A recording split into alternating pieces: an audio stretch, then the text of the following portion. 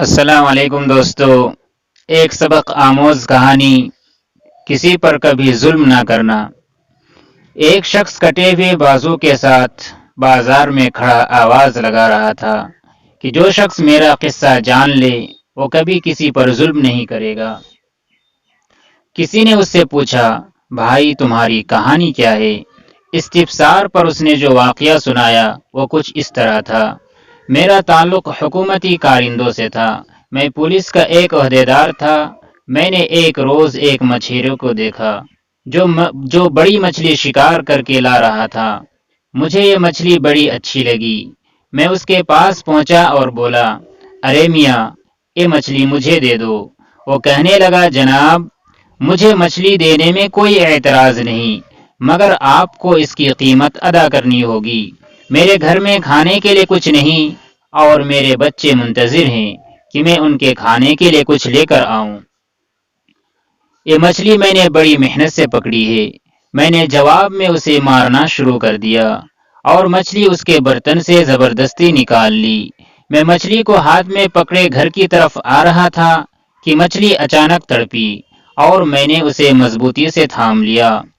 اسی کشمکش میں اچانک اس نے میرے انگوٹھے پر کاٹ لیا۔ مجھے سخت تکلیف ہوئی۔ گھر پہنچا تو درد میں مزید اضافہ ہوتا گیا اور رات کا وقت تھا۔ میں نے سوچا کہ صبح کسی طبیب کو دکھاؤں گا۔ خیر رات بھر مجھے درد کی شدت سے نیند نہ آئی۔ صبح سویرے میں طبیب کے یہاں گیا اور اسے اپنا زخم دکھایا۔ وہ کہنے لگا کہ یہ زہر سے بھرا ہوا زخم ہے، اگر تم اپنی عافیت چاہتے ہو تو فوراً اس انگوٹھے کو کاٹنا ہوگا۔ اگر تم نے ذرا سی تاخیر کی تو پورا ہاتھ کاٹنا پڑے گا۔ میں نے فوراً کہا، اگر ایسی بات ہے تو اسے کاٹ دو۔ طبیب نے میرا انگوٹھا کاٹ دیا۔ میں گھر آیا تو ہاتھ میں شدید درد تھا۔ چین و سکون ختم ہو چکا تھا۔ اگلی رات پھر بے چینی اور شدید درد میں گزری۔ صبح سویرے پھر طبیب کے پاس آیا تو اس نے ہاتھ کاٹنے کا مشورہ دیا۔ اب میرا ہاتھ کٹ چکا تھا۔ میرا خیال تھا کہ اب درد ختم ہو جائے گا، مگر اس میں اضافہ ہوتا چلا گیا۔ مچھلی کا زہر مسلسل جسم میں پھیلنا شروع ہو گیا۔ میں نے چیخ و پکار شروع کر دی اور مدد کے لیے پکارنے لگا۔ طبیب نے پھر دیکھا تو کہنے لگا، اس کا ایک ہی علاج ہے کہ تمہارا پورا بازو کاٹ دیا جائے، ورنہ زہر پورے جسم میں پھیل جائے گا۔ محلہ کے لوگوں میں بھی میری بات کا چرچا ہو گیا۔ ان میں سے ایک بھلا انسان میرے پاس آیا اور کہنے لگا، تمہارے درد کا سبب کیا ہے؟ میں نے اسے مچھلی کا واقعہ سنایا۔ وہ کہنے لگا، اللہ کے بندے، جب تمہیں اس نے کاٹا تھا تو اسی وقت مچھیرے کے پاس چلے جاتے، اس سے معافی مانگ لیتے۔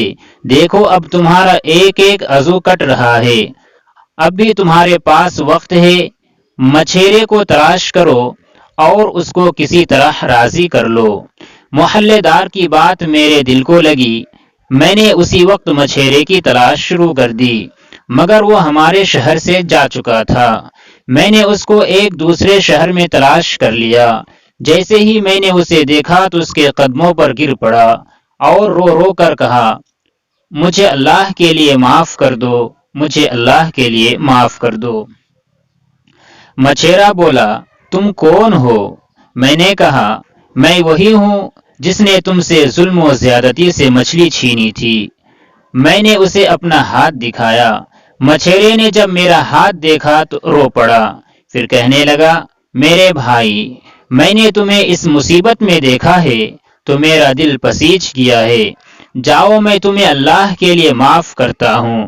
پھر میں نے کہا، بھائی جان، ذرا بتانا، جب میں نے تمہیں مارا اور تم سے مچھلی چھینی تھی تو تم نے میرے لیے کیا بد دعا کی تھی؟